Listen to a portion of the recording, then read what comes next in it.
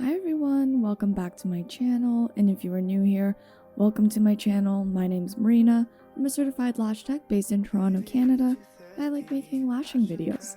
Today we are going to be focusing on a very textured mega volume set, and I absolutely love mega volume. I like doing it.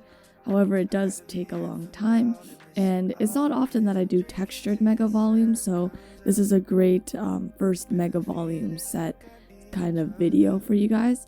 But like always, before I start my videos, I just put a disclaimer out there that everything that I'm sharing with you guys are solely things that I like to do and methods and techniques that work for me. In no way, shape, or form am I saying is this the only way to do lash extensions. I'm just trying to provide an avenue of learning for anybody out there interested in learning about lash extensions.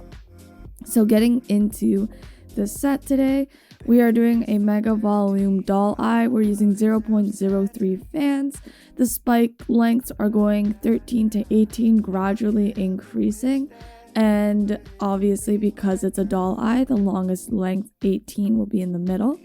The base is 10 to 15 millimeters as well. And like I said before, longest lengths in the middle, so 15 millimeters. And then we're going to descend back down to 10 millimeters on the outer corner. But with both the spike and the base length at the very outer corner, we are going to do a double D curl to give a nice lift so that when during fallout the eye won't look droopy.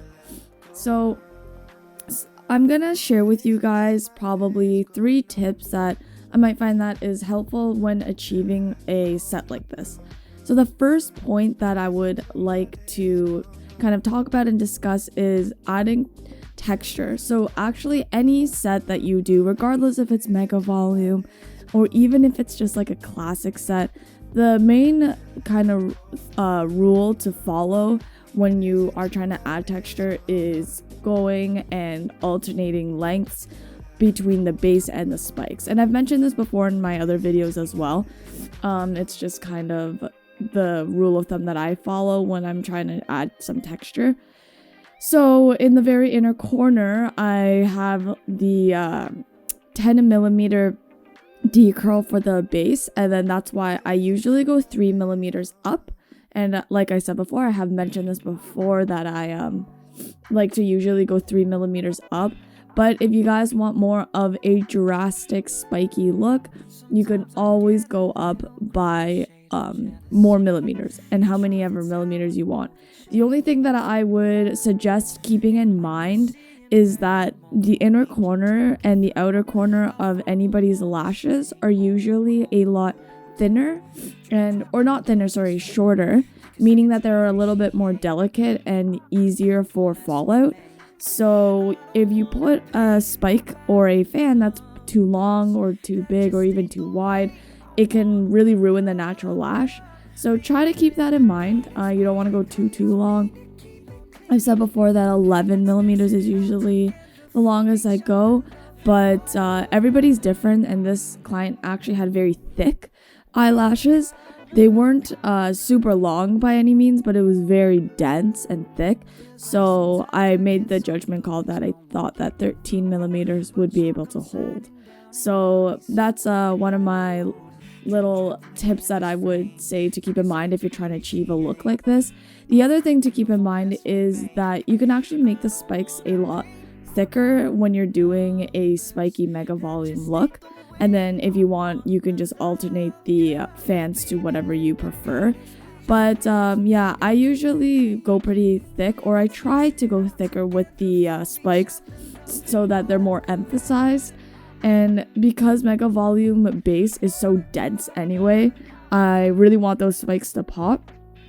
So I usually will do a pretty dense spike, but sometimes when I'm trying to take the spikes off of the tray, they don't always come out the same size. And I said this before, so what I would do is if the spike comes out a little bit thinner than I anticipated, I'll actually add like 2 spikes to the to that one spike. So let's say I wanted to do the 13 millimeter spike, I would add another 13 millimeter spike on the lower layer or the layer that's like right next to it, and I would try to line it up so that it looks like one large spike. And yeah, that way it looks more dense and the spike won't get lost within the density of the 0.03 fans.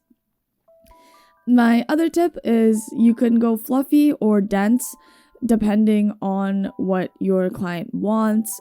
My client didn't really I guess she wasn't like super specific about whether she wanted it fluffy or dense, but she said textured, and usually when I hear texture, I usually go with more narrow fans. So don't get me wrong, I do add wide fans to add that nice fluffiness, and the wider the fan, the fluffier your set is gonna look. The more narrow your fans are, the more kind of sharp and dense and compact it may look, but it also adds a lot of like spikiness and texture because your fans aren't like super wide and it's not adding that fluff. So again, it's all about what your client is asking for, or even like if what you want the set to look like whatever you have in your mind for this set. But again, just keep that in mind. Fluffier, it equals wider, and it actually would look a little bit more dense because it's so wide, I guess. So because it's wide, it's gonna be covering more surface area, and then the lashes are gonna crisscross over each other, making it look a lot more fluffy, and then you get that nice like mega volume look that you're trying to achieve. Also with 0.03 fans, you can go fairly wide. So I tried to usually go wide, but for this set, I was incorporating them alternately. Like I was just kind of changing it up a bit. And I'm gonna also talk about how I like to map out my doll eye sets. So I do it very differently when I'm doing doll eye versus a cat eye. So for doll eye, I actually prefer to work from the outer corner, then the middle of the eye, and then the outer corner. And honestly, I don't really touch the middle too often when I'm lashing. I usually place about 3 spikes or 3 fans in the middle of the eye just so that I can map out for myself where the center of the eye is going to be and where the longest lengths are going to be. Usually I'll like map out like maybe a few of them in the middle, and then I'll do inner corner, outer corner, inner outer, and I'll just keep alternating. And then occasionally I'll add some fans in the middle just to kind of add some mapping guidance rather than using the under eye pad to like draw with pen. And that's just something that works for me. I find like I'm not really a fan of mapping it out on the under eye pad. I feel like sometimes it doesn't work for me, and I don't know why it doesn't work for me. I like never really follow it, and sometimes when I'm lashing I tend to adjust my look a little bit anyway. So I'd rather just kind of map it out visually using the fans and kind of estimating where I'm gonna put each fan rather than like drawing it out. But again, like you guys do what works for you. I just think that for me, the writing method has never really been accurate anyway, and sometimes I'll get confused because I'll start to change up where my lengths are going, and then on the under eye pad it's not flowing accordingly. So this is the reason why I map out my looks like this. But yeah, that's basically the tips that I want to share with you guys today. There's so many different looks that you can do with lash extensions, but I actually haven't done like a spiky mega volume look in a long time. So, or actually I don't think I've ever done a spiky mega volume. I've done a spiky volume look before. So this one was definitely something that was a little bit new to me. And also guys, crazy story about this client, which really sucked, but it also gave me perspective that it's not always like a bad client. We got some sketchy lash techs out there. She scheduled an appointment with a lash tech and they decided to take a $70 deposit. That girl took her deposit, ghosted her, didn't get back to her, and the day of her appointment like canceled. Really messed up. I felt extremely bad. And this girl was going on vacation, and usually my last slot for appointments is 6 p.m. because especially if it's a full set, it'll take a long time and I'll be done like around maybe 10 or 11 depending on how many eyelashes someone has. But this girl couldn't meet up with me until 9 p.m. So I actually worked on the set until 1:30 in the morning. It was one of the latest sets I've ever done, but she was really happy with the results, and that's all that mattered. And sometimes you gotta accommodate and adjust your schedule to help some people out, and especially because she was scammed, I felt really bad, and she was also really nice. So I mean, at the end of the day, I thought it was worth it. If she was really rude or whatever, probably not, but because she was so sweet, I didn't mind accommodating for her. So guys, that concludes my video for this week. If you guys have any questions, please leave a comment down below. If you could you please give this a thumbs up? It really helps me out. And if you are new here, it would mean the world to me if you would subscribe. But if not, no worries. Just come back every Sunday. I post around 6:15. And if you guys like anything lash video wise I make, I'm trying to switch it up a bit. So if you guys have any ideas, let me know as well. And wait till the very end to see the final results. Bye guys, and I'll see you next week. And boy, it's down my eye.